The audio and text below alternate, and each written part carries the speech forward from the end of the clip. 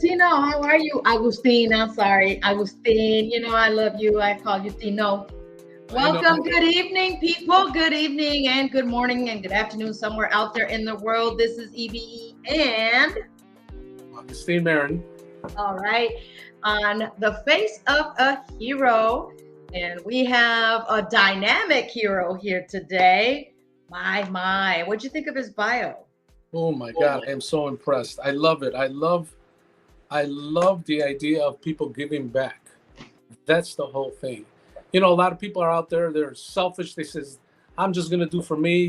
These people that are out there, they're just, they can't help themselves, they need to pick themselves up by their bootstraps, the old saying and that. And no, people need help.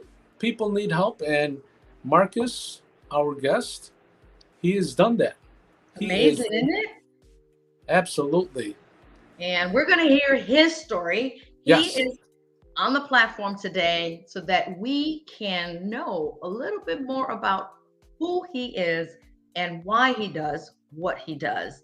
When you are driven from the heart and from your spirit, you do things that you don't even really pay attention to. Did I just do all of that? Did I just help all those people? We don't even think like that. And I know that Brother Marcus never thinks like that. And I am actually honored that he accepted this invitation because he doesn't like to be in the spotlight. He does not like to be in the spotlight. But today, as we said off the air, today is your day. You are the hero. And he is a hero, right, Agustin? I mean, Absolutely. Absolutely. so, as we say, give credit where credit is due. And so, our special guest today, our hero on this show today is, I'm going to say minister because he is serving a ministry, Marcus Martin. He is a man of God, first of all. He loves God and he loves people and he has a great big heart. But I don't want to talk about him. I want him to talk about himself. Right. I don't want to steal his thunder because, there's always a story behind why we do what we do. And I really want everyone to know who Marcus Meekum. I'm saying Marcus Meekum. Oh, look who I just thought of. Oh my gosh. I'm sure Minister Marcus Martin knows who that is. Well, let's not keep anybody waiting. Without further ado, here's our special hero, Brother Marcus Martin. Hello there. Good evening. So great to have this opportunity to join you and Augustine and be able to share with the audience who Grace Beyond Borders is. So, Well, first of all, hold on. Let me back it up. People need to know. See, you see how he's changing it? I did. No, we have to know who Marcus Martin is. First of all, many people don't know who you are and where you're from and what you're all about. Who is Marcus Martin? Wow. Well, where do I start? We go back Childhood. to early years of growing up in East Chicago Uh-huh. and experiences attending Eugene Field School. A very diverse population and friendships I developed along the way were just so dynamic and part of my development. And then going on from elementary school directly into high school at East Chicago, Washington High School, where, wow, I'm so fond of that experience because of the diversity. And I don't know if there's any other schools that are like East Chicago. And just the relationships that were built during that time, and even post graduation, all the friendships. Whenever I'm out somewhere, where I see someone that graduated from 71, you would think we're the best of friends the way we greet each other and stop and communicate, because that was just the power of that type of environment that impacted my growth and development during that time. And I can go right on into college, where I ended up at Texas Christian University, continuing my dream of playing football. And that was my dream. That was my hope, the one day to be a professional football player. But after a year and a half of that experience, things kind of fell off track, and I did not continue after that. Had a good experience though. Had some good opportunities to play and run a couple of touchdowns, and just really this really experience with college football is like. It's not like you see on television. There's a whole different thing that happens in practice and behind the scenes before you get to the big, the game. So I got a chance just to kind of see the interaction and learn a little bit more about sometimes exploitation. Mm-hmm. And those things begin to build up in my mind about just how the value of humans are based on your performance, not based on who you are, but based on what you can contribute, your performance. I remember after running a touchdown against Baylor University, actually I was injured, I sprained my ankle, but I was on this emotional high at that time. So I really didn't get, take care of my ankle. But I remember limping out of the dressing room and being handed an envelope. Mm-hmm. And here I was, probably the poorest kid on the campus, believe it or not. And I get handed an envelope and I look like, okay, what is this? And they looked at me, didn't say anything. And I walked away and I opened the envelope up, and lo and behold, there was some cash in there that I could use. So there's a lot of things that go on behind the scenes. And, you see those experiences, but also you see sometimes exploitation, a lot of exploitations in that industry, that field. But, I returned to East Chicago after I graduated in the teaching field. I was biology and actually I did a stint of teaching science for my student teaching at TCU. That was just a great experience also, because I realized I wanted to do more than just at the end of the day check out and go. I actually spent time after school with some of the kids to help them and encourage. Sometimes it's just encouragement to say, hey, you can do well on the test if you just take some time out and study. And kids do it just from that simple push. They would actually do it. And I would ask them, like, wow, you got a good grade this time. They said, well, you said I could do it. Wow, was that easy? Right. Just encouraging the kids and challenging them. And that was 6th grade where I was teaching. And those kind of experiences, you play a lot in terms of your life and where you're going. But after graduating from TCU, I returned home, and it was, I really didn't want to go directly into teaching. I wanted to do something a little different. And I got tied up. I got called into coaching girls softball. Now, I don't know if either you're sports, athletes or whatever, but playing a sport and coaching is 2 different things. True. Yeah. And I don't have any idea how to teach or, coach a team. I just kind of thrust in that during the summer program. I ended up, that was part, the summer work program. And it just happened. I don't know if you're pro baseball fans, but the Orioles, the Baltimore Orioles coach was teaching on PBS Channel 11 about the fundamentals of baseball. At that time, now, things don't just happen. I'm a believer things don't just happen. I just happened to be at home, and this program came on, and I took those fundamentals and utilized them to have 3 championship teams in 3 years of coaching girls softball here in East Chicago. Nice.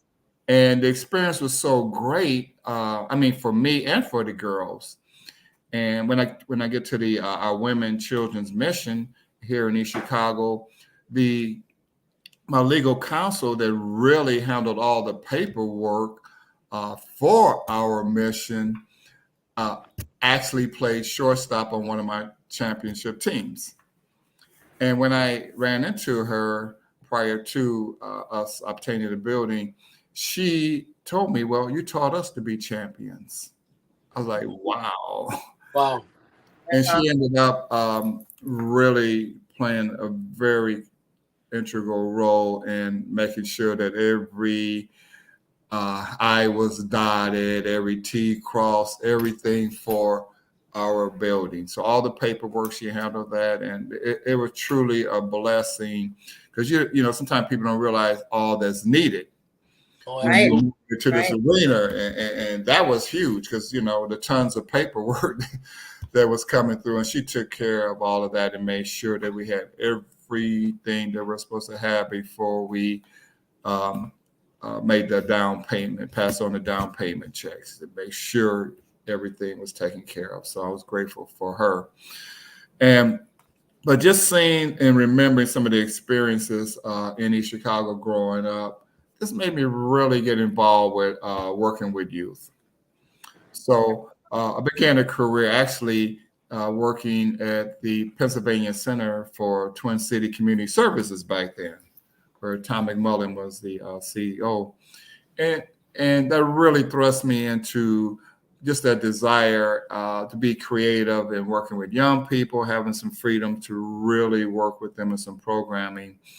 And then that kind of transitioned into working for the recreation department of East Chicago during that time. It was just recreation. It hadn't merged with the park department yet. But, you know, working there and also during the latter part of the 8 years there, I was substitute teaching at East Chicago Roosevelt before it became Central.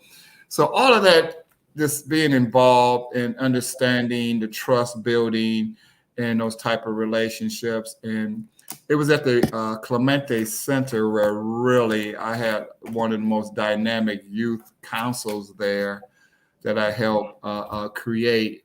And that was just an awesome experience. And despite, you know, you get into positions sometimes it's not where you want to be financially, but the experience is so great, you just say, okay, I'm just going to sacrifice and do this for now. But later on, I was promoted in East Chicago when Park and Recreation merged to Recreation Coordinator for the city.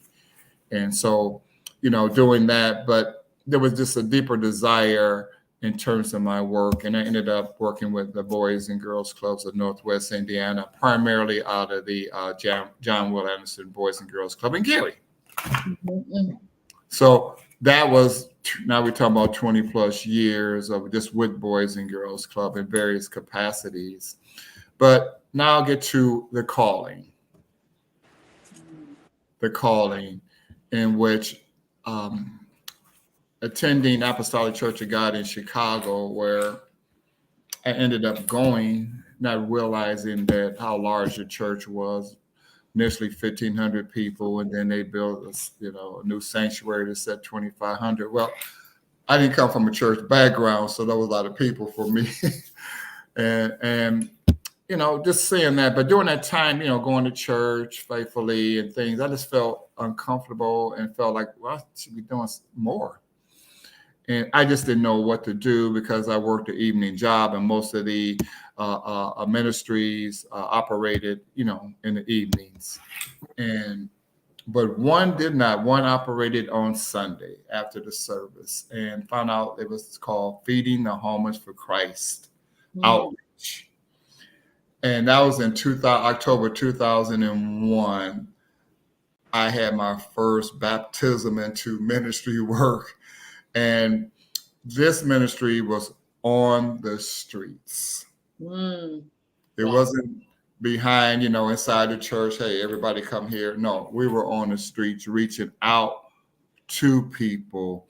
And if you know Chicago, where 63rd and Cottage Grove is in Chicago, you familiar? Okay. Familiar. Well, that was one of my corners that I was trained on.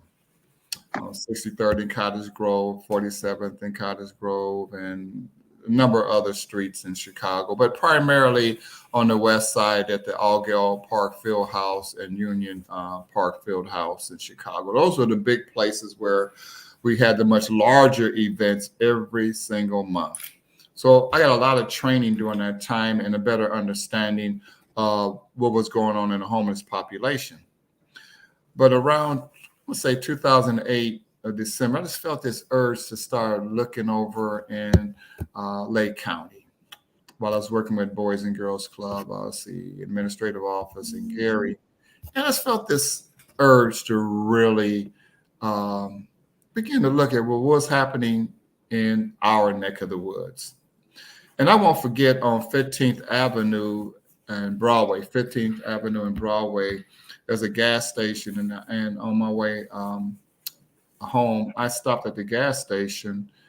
And I remember this lady approaching me.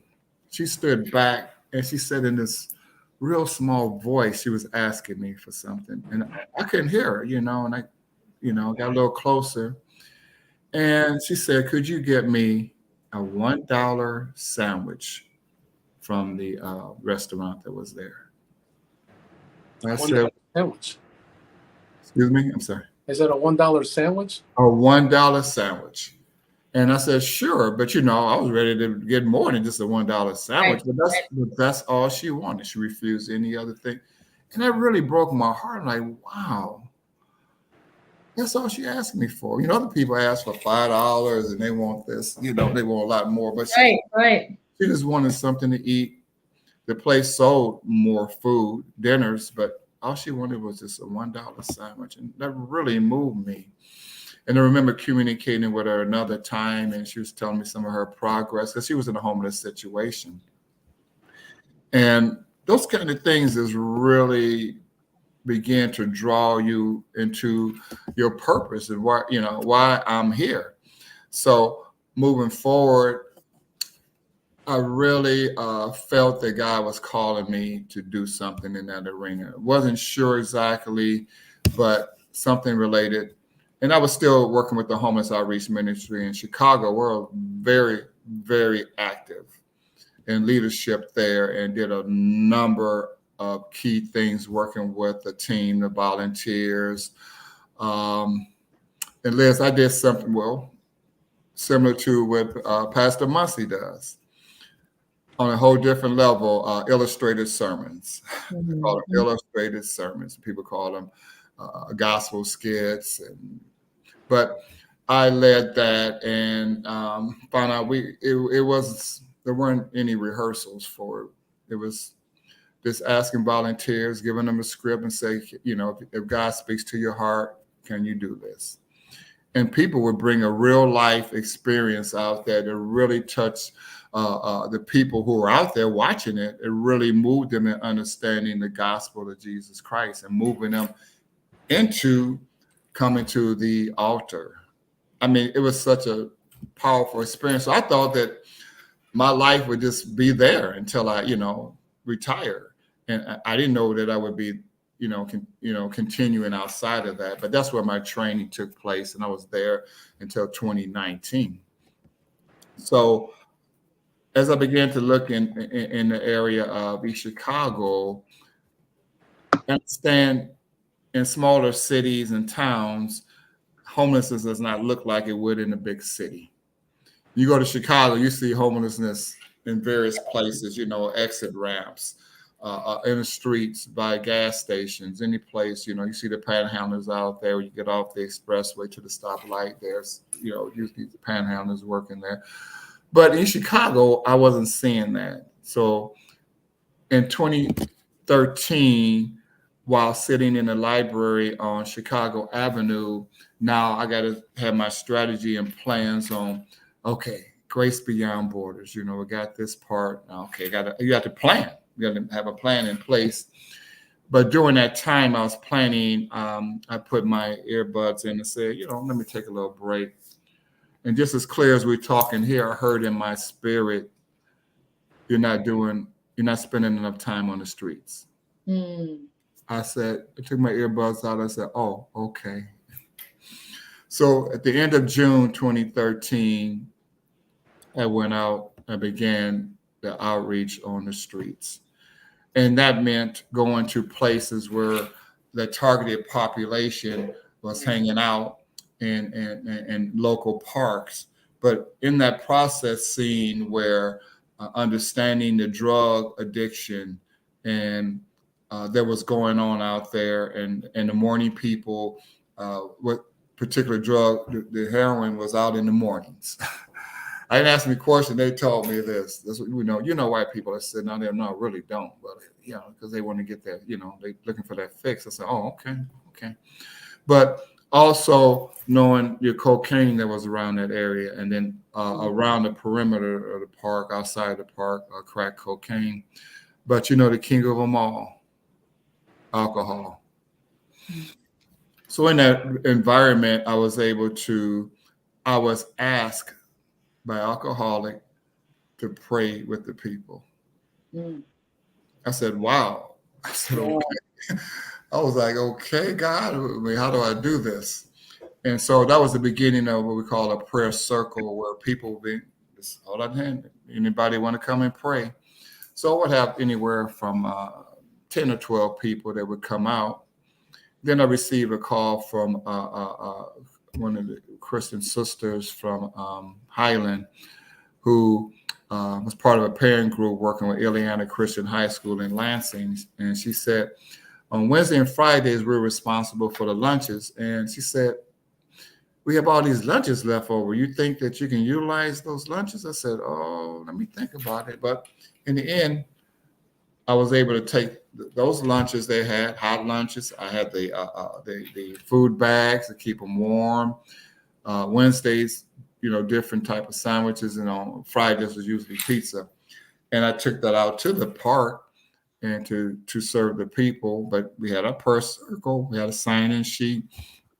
Well, my circle grew larger. And, more people came, but, that wasn't a requirement that you came to the prayer circle. But I remember a couple of people telling me, we didn't come here to get anything to eat. We don't want anything. We just come here for the prayer. Wow. That's the best meal. Wow. Mm-hmm. And so you start seeing how God is moving, and you realize, the anointing that's there, and how God, will utilize us when we are surrendered vessels to him. I was in a very dangerous spot because drive-bys would happen in this area. But of course, I was in tune with the Holy Spirit, because if he says it's time to go, then I'm going. It's gone. Let's go. But the people respected, and they really, and I really was out there twice a week, pretty much from 2013 to 2018.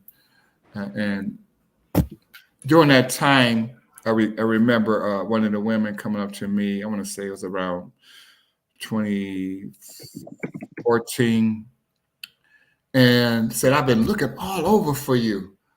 I knew one of the, people out there had your phone number. She said, I've been looking for you. She said, I'm just tired. I'm ready to get off the streets. I'm ready just to get away from here and go into recovery. So I said, okay, sure. So we met the next morning. She was, Pam was very sincere about wanting to make that move, which is kind of uncommon sometimes. But we ended up taking her to Victory Outreach in Chicago, where she participated in their program and came back here. And lo and behold, Pam is still walking with the Lord to this very, very day. And on that note, you're mentioning Pam. I'm going to try to play a video.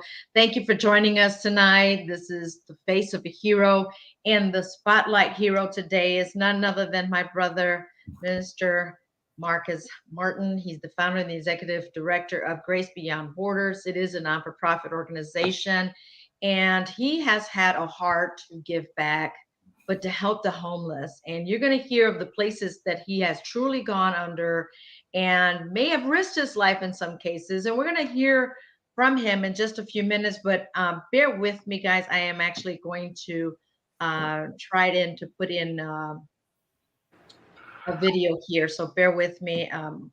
I'm not too savvy, but I'm gonna do my best to share this real quick because I believe that homelessness, the numbers are rising. Oh, Absolutely. they're off the charts. Yeah. They are rising, and the thing is, what do we do? What are we doing about it? Are you part of the problem or are you part of the solution? Right? And that, I'm asking everyone to answer that for yourselves. But don't be so quick to answer and then not answer right. Are you part of the problem or part of the solution? Um, and that to me is something that we don't often think about, that we need to really think about. And I'm not trying to stall, but I'm trying to figure this out while we're talking because I think this is very important to think about. But Absolutely. you have any questions in the meantime to this wonderful guest hero, Marcus Martin, Agustin? Yes, I know you're talking about homelessness and how many there are, all over in that. And, I was, especially down in Chicago, there's these, they call it Tent City, where you see all these orange tents. And God bless whoever donated these tents to them because they're supposed to be somewhat insulated against the elements. And they even have a flooring on them that keeps them insulated off the floor because, in the wintertime, it's cold. And I'm not sure how thick these orange tents are, but they cost quite a bit. And I'm not sure who donated it to these homeless people, but they are out there. And I see some of them even they've built some makeshift vents so they can put heating in there, like propane tanks and that. A little dangerous, but, anything to survive in that. But yes, I commend you on what you're doing. And I've worked with, I'm sorry, let me rephrase that. I've helped some homeless individuals in that. Are we ready, Eve? Hold on, bear with me. I'm trying to see. It's like I'm doing the whole screen. Let me see if I'm able to. Here we go.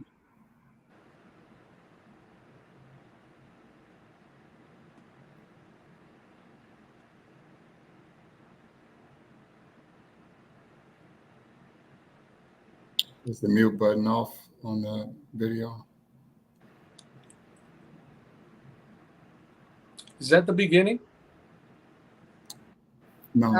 You know what? I'm sorry. I'm looking at something different on. I'm looking at. Um, I'm looking at it. Okay, I do apologize because I hear it on my computer. Let me stop it again. Let me stop sharing. Forgive me. Let me stop sharing. I'm sorry, guys. Okay.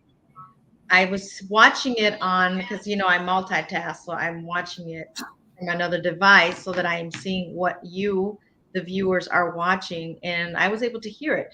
But let me ask you while I'm trying to work on this real quick, Brother Marcus, what has been the worst experience for you being sent out to the streets, as you said, and in some dangerous places? Because here's a story that this show is to bring empathy, love, and respect from our audience, from people in general, especially towards our heroes. We may look at you and not even respect you. We can care less what you do. But when hearing the story of what you go through and what's it like to be who you are in your ministry, it brings us a sense of respect more for you towards your work and your ministry. But people, unfortunately, sometimes have to hear your story, right? What was the worst experience that you've had in working your ministry out on the streets? Ooh, great question. It's a number of things. One that kind of sticks out to me was a woman who had had a hotel stay through one of the social services, but her time had run out and she didn't have anywhere to go. and we were contacted. It was Labor Day. It was Labor Day weekend. I won't forget. And so we were, in fact, I was just coming from Chicago from our homeless outreach ministry had that day. So I'm ready to get in the shower and then I get the call. And so we responded. And of course, we always go through a survey with them to try to see, okay, what's going on. But also we're watching just some dynamics going around and interaction from people that's around that person. We're very mindful of what I'm gonna call a violation of boundaries.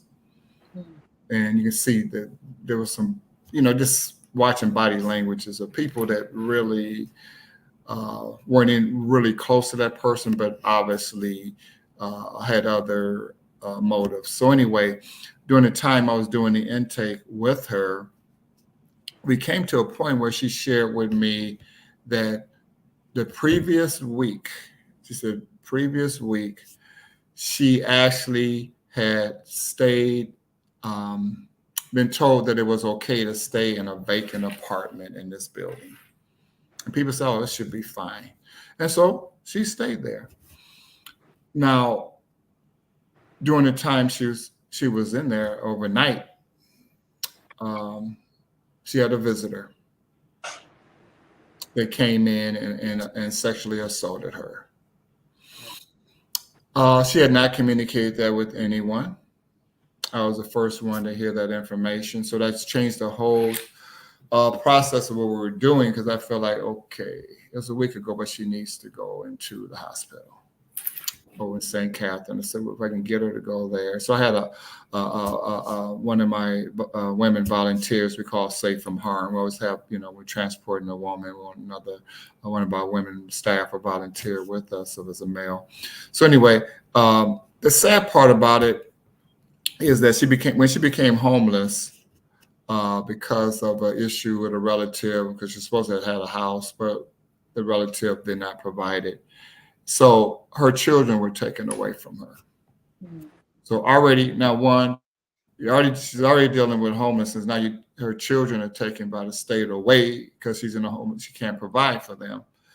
And so she's devastated. And then now you get in a situation where you're sexually assaulted, but she didn't want to tell anyone because she didn't want nothing to interfere with her getting her kids back. Mm-hmm. And she felt that information will become an obstacle with her getting her children back.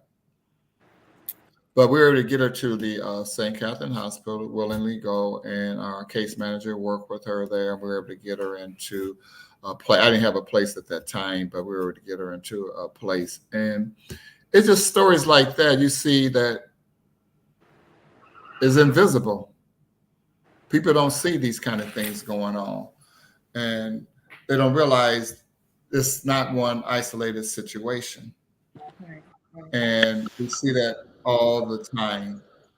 When you start getting over 400 phone calls in a year where people are reaching out, men and women, single and moms, you see the impact overall, that it's not just one person that's being impacted. Now you got children who are being impacted by the situation.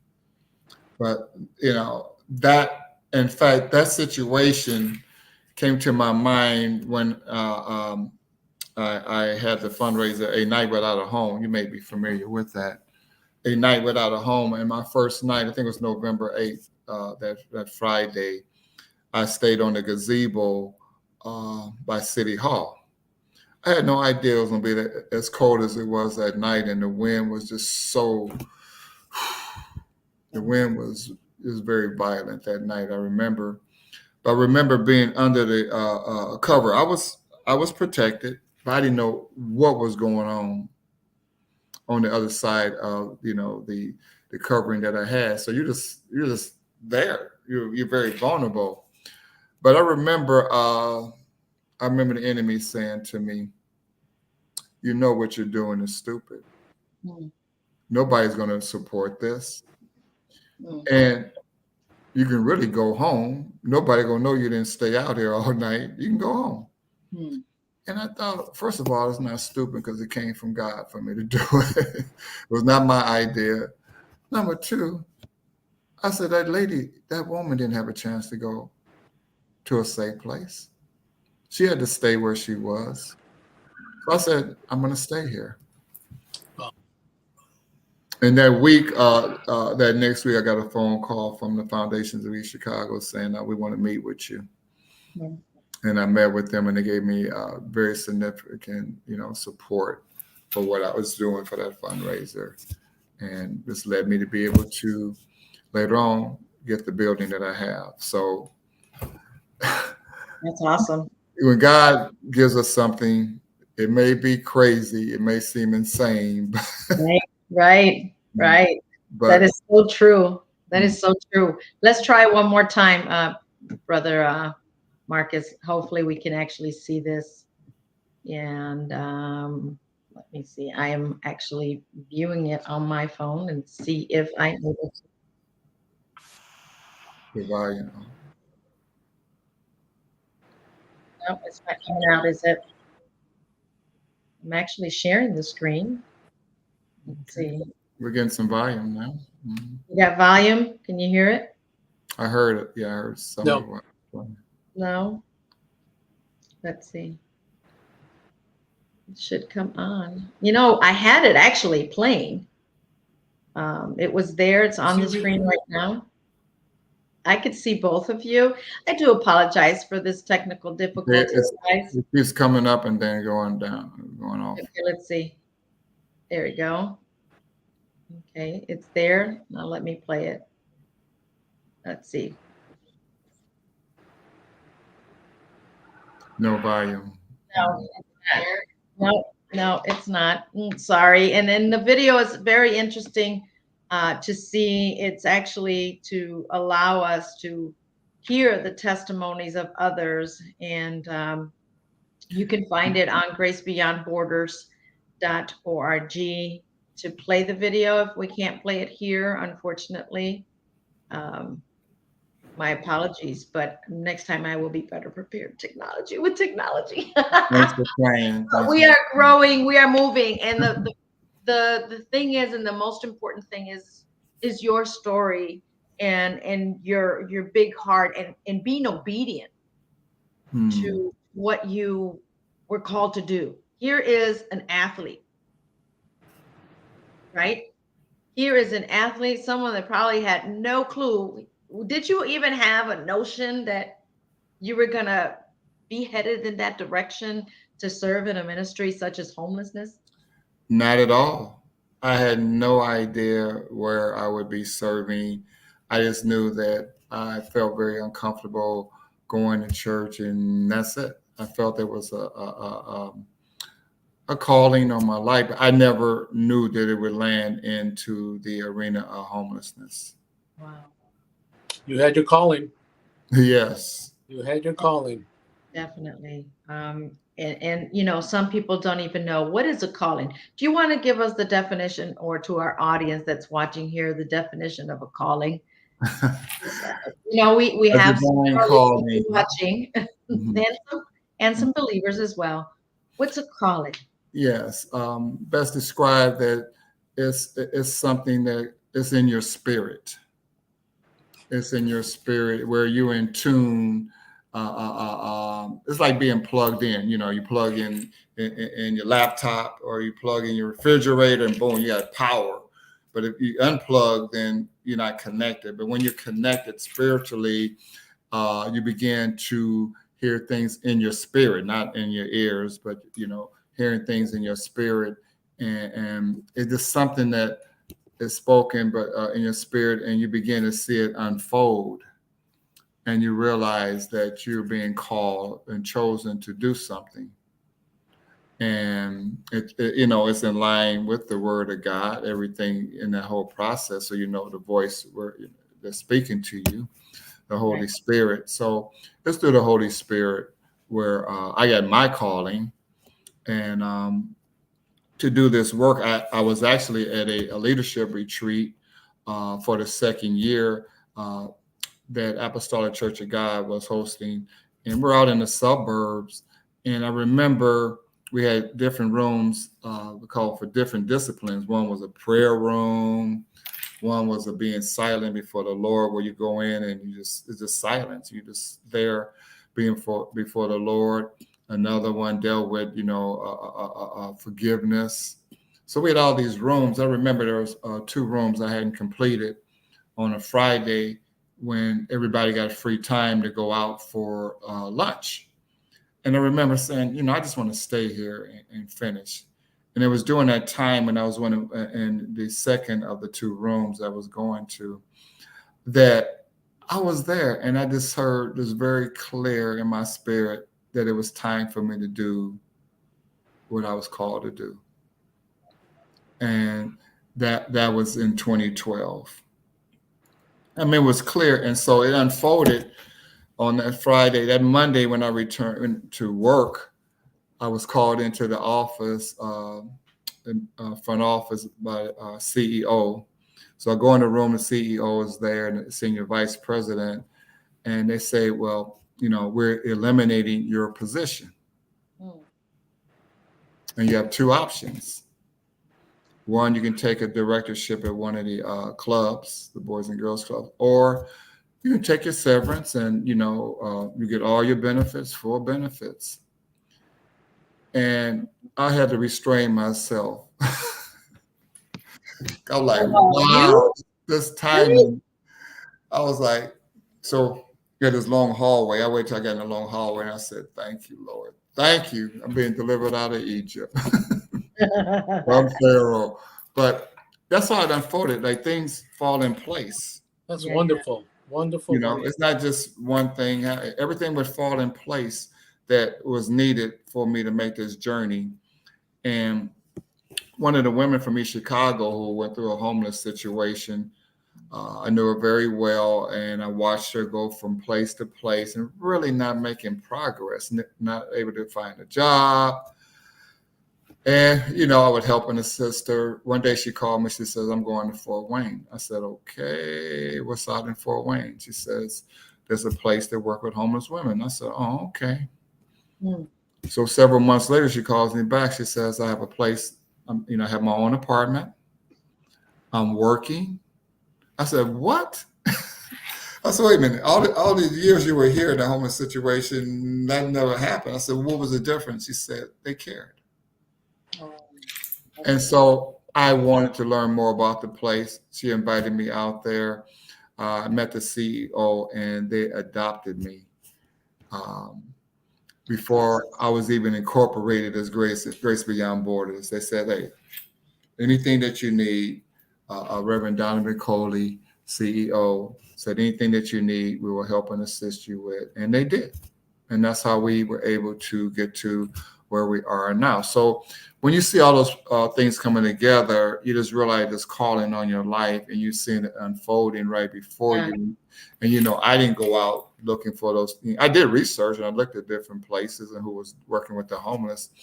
But to have that door open up like that, yes, it's amazing. It is. Yes, it is. Wow. Any questions for Brother Marcus Augustine? So from when you, how long did it take you to get your first, how can I say your first, well, let me rephrase that. What was your 1-year anniversary like? Let me put it that way.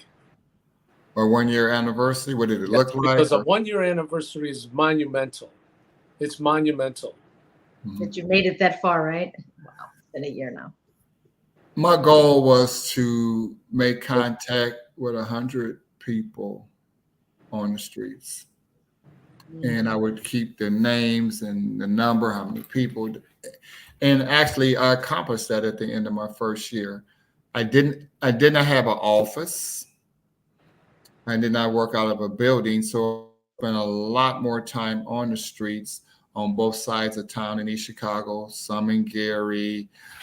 When I was out in Maryville, would encounter, someone out there that was homeless I would see walking down the street. I'm like, well, where are they going? I mean, there isn't any buses coming through here, and make contact and find out, about their situation.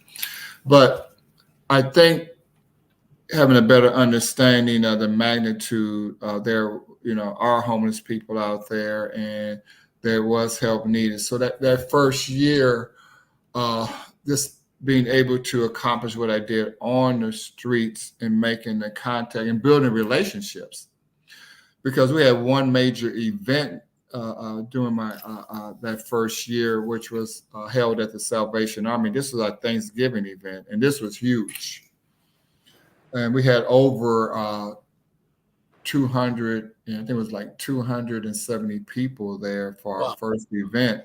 Wow. And I look at the capacity in a section of the building where we were. I said, we're exceeding the capacity. I said, don't let anybody else come in. But it was that kind of event that really allowed me and my team and my volunteers to really begin to make contact with people. So I knew once brushed in there, okay, we made it through the first year. Now, okay, second year, what are we going to do? How are we going to move forward? Where are we going to have the dollars coming from? Right. So those are the key things that, Absolutely. Mm-hmm. So then also it's a test of whether you really want to do it. There you go. Were there moments where you actually just wanted to say, I really don't want to do this, knowing that you are saving lives, but I know that it wasn't easy for you, but I know that God pushed you, he saw you through it and he pulled you through it, and he's still doing it. Were there moments where you actually felt like, this is it, I just can't do this, I just don't want to? And I want to say in 2019, and it was a summer. I said, we still don't have a building. We do have the dollars in reserve for it, but we don't have a building. We're not making any progress, I said, God, why am I doing this? Why? Why am I doing this? I'm not making any progress and, things. And I talked it over with my wife. I said, you know what? I don't know. I'm not going, it seems like I'm not making any progress that I feel like I should be making. And why? Why am I doing? Maybe God wants somebody else to do it. I don't know. And I really felt that way. And then a door opened up. I received a phone call from the real estate agent of the building that we have now, because it was overpriced. And I couldn't justify even making a proposal for it. It just didn't make sense. There's just no way around it. And I remember sitting at McDonald's on Columbus Drive when I received a phone call. And she says, calling everyone that, is interested in the building because he's dropped the price significantly or taken the best offer. I'm like, I almost fell out my chair out the seat at McDonald's. Like, what? I called my a legal counsel attorney, Teresa Guys. I said, this is what just happened. I said, what would be a best offer? Wow. So we came up with, the best offer. And again, I stay in the throne room, in other words. And that's a message for everyone that's listening that may not be as close to God. This is a powerful testimony that Brother Marcus is sharing with us. He didn't come from, you said you weren't not much into church or serving. You were into basketball. You were into sports. You were doing your thing, right? Right. Mm-hmm. And here you are doing your thing. That was a call that was called upon for you to do. And so let me ask you, we've been talking about homelessness, but what about the victims? Are these just women and or men, or women and families? What about victims that are domestic violence? That's huge. And we have trends throughout the years. It seemed like we have a season where most of the calls are domestic violence against women. And then there'll be another season where there's just single women and men that are calling in for help, single mom. There'll be a season with single moms. We had a high migration of people calling over from Illinois. I said, what's happening over there? There's so many people that come out of the suburbs, so many women with children. We're not we don't have a big facility. So what's going on? So we have to look at that. But domestic violence is one that we have to look very, very closely in those situations. We had one situation last year in which a single mom called me, single mom with 5 children, ranging, the oldest was 10, the youngest was 1. Wow. She called me, she said, I've called everywhere and no one has any beds. And one of the things is, it's easy to say, okay, call it this number, or we don't have any beds, sorry, and hang up. Well, when it gets to Grace Beyond Borders, we work hard to make sure that we help that person. We got a lot of thank you and appreciations on phone calls because we take the time out. It's a lot of time we have to give, but we want to make sure we get the person the best. So anyway, with this single mom, I asked her about the situation, and the perpetrator only lived a few blocks from our building. And my next question was, does he own a gun? She says, yes. I said, okay. So this is not going to work out here. Because we're just sitting, and people know we're there. We don't have a name on the building, but people know we're there. Won't believe how many people know we're there. So I said, okay, we're going to help. I said, we're going to get you in a safe place. I said, if we don't, then I'll be out all night. I'll be sleeping in my vehicle. But we're going to get you to a safe place. So we made sure we kept them out of East Chicago, basically. And then we took the mom. Well, she had her own vehicle. We had the mom check in to a hotel that was out of sight, out of mind, away from, out of Lake County, put it like that. Right. We want to make sure, especially if you got little kids. That was really significant, and we're not going to let that situation die. So we make sure they're in a safe place, make sure they have food. And I remember she called me, she says, my money doesn't come in until I think it was the next day or Monday or something. And she says, and we came after the meals were served or provided at the hotel. So she says, the girls are hungry or whatever. I said, okay, well, what should I, what would they like? And so it was pizza. And so I was able to find a place that was not far from the hotel and get the pizza. But the cutest thing, so I'll go in there with the pizza, right? The little ones are sitting around this table, the 6, 7, and 4-year-old. 4-year-old kind of ran the show, but they're all sitting around this table, the 10-year-old, and they're already there. And, the pray. I would tell you, it was a scene there. And just to see their innocence. Their innocence. They were not perpetrators or the cause of, somebody not being in their right mind or whatever, to feel it's okay to assault a mom with children. And I'm sure the children were around because of their ages. They weren't, in school. At least 2 of them were not. So, just seeing them there and their hands folded, I let one of them pray, lead the prayer, and those kind of images and situations will drive what I'm doing and make me say, okay, I got to work even harder. I got to make sure that we become even bigger. And one of my visions, we got to put you've been there to the building, Eve. Yes. I said, we need a second level and probably a third level up here. We need to build up because of the number of domestic violence cases that we're not even to handle. We can only have 2 family rooms. I was excited when we got the building. Oh yes, we got a family room. And we're like, you don't have enough room. Right. That is sad. Mm-hmm. Yeah, I mean, it's real quick. Yeah, it's sad. It's good you have a place, but it's sad to see the number of people that you would have to turn away because of the capacity level you have in that building. But we make sure that we do our best in getting them into some place. We've gone as far. I remember transporting a parent. I wasn't domestic violence, but a mom just devastated with the loss of her husband and being in that situation and financially struggling. working, doing her best. But we had to transport them to Michigan City because we weren't even open then. We had to transport her and her children to as far as Michigan City. That's as far as east as we go. As far south as to Wheeler Mission in Indianapolis.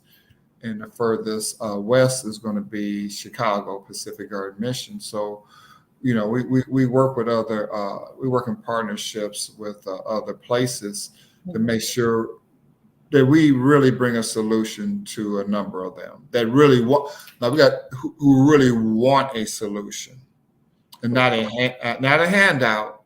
Right. We got to separate who wants. You know, if you want just a handout, then we're not the place for you, because we're going to give and we're going to stick to giving you a hand up. So be ready to move forward.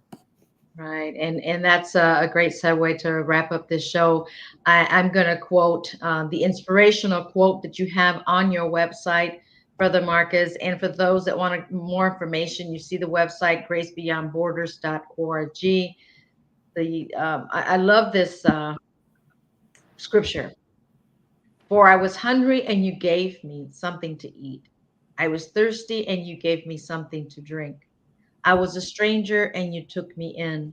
I was naked and you clothed me. I was sick and you looked after me. I was in prison and you visited me. And that's the Gospel of Matthew.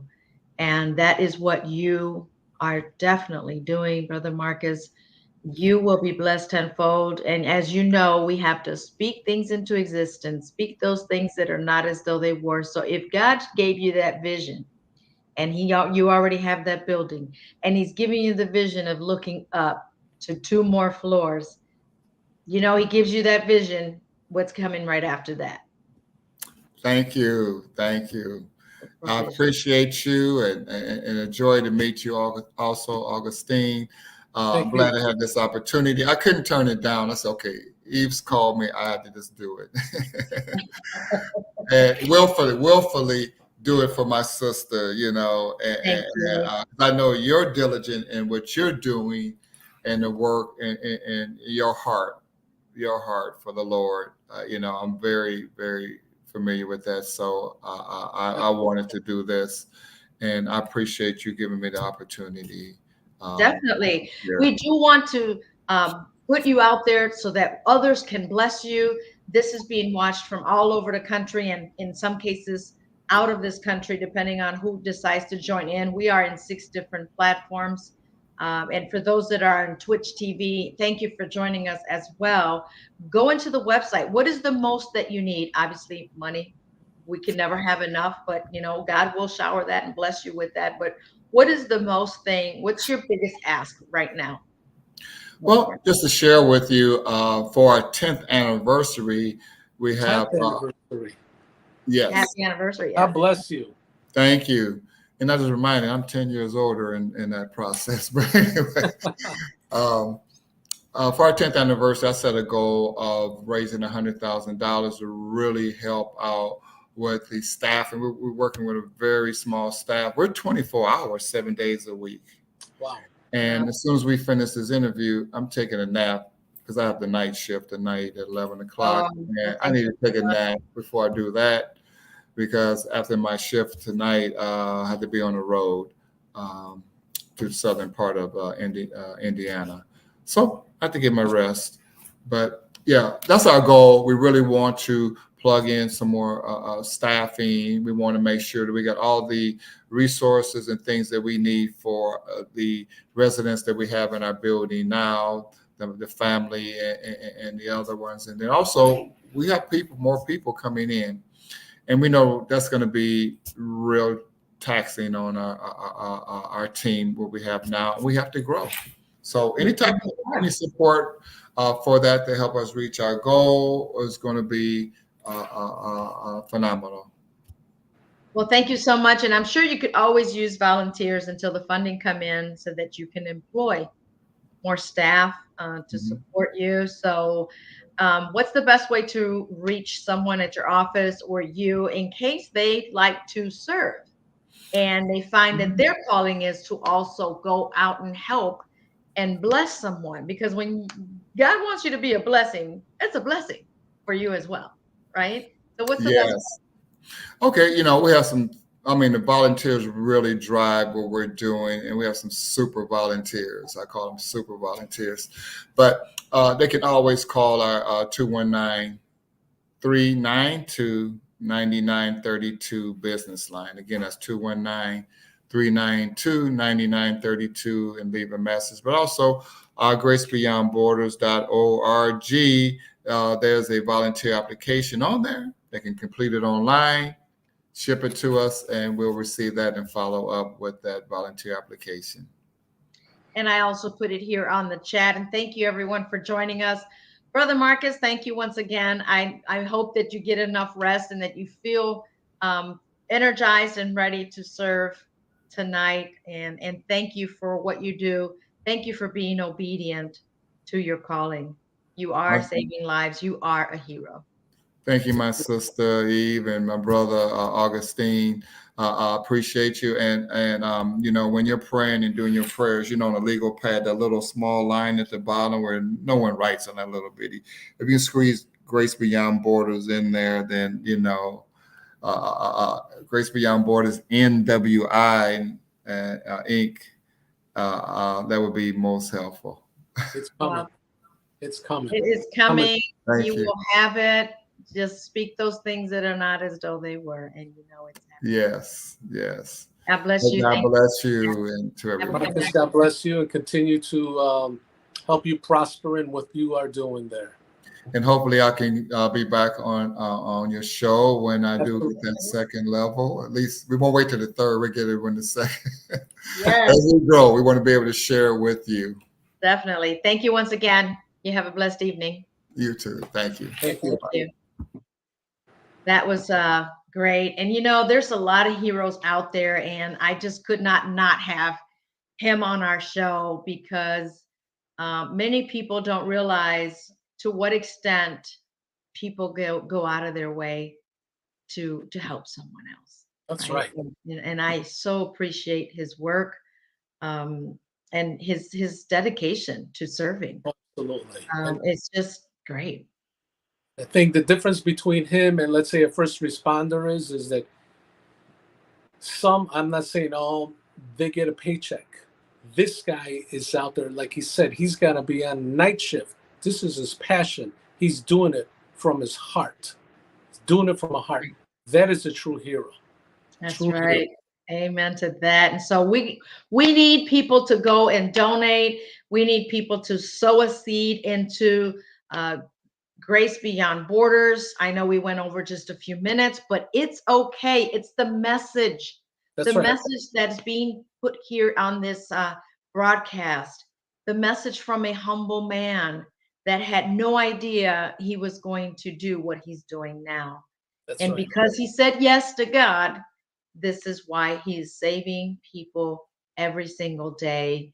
And I know what it's like when you have to find a bed or place for a homeless person and or a family. I've been there. I know what that's like. Or have to take him in your car to take him into a hotel. Yeah. I'll share this real quick, and I know we got to wrap. Yes. I've experienced homelessness from being in my own room with my own bed till the next night I was sleeping on a concrete floor in my cousin's basement. But with that, wow. Eve, we are blessed. Yes. Beyond measures. We are blessed. Thank you, Augustine, for coming on with me. We appreciate it. God bless you guys. And until next time, next Thursday at 8 p.m. here on The Face of a Hero. See ya. Nos vemos. Good night.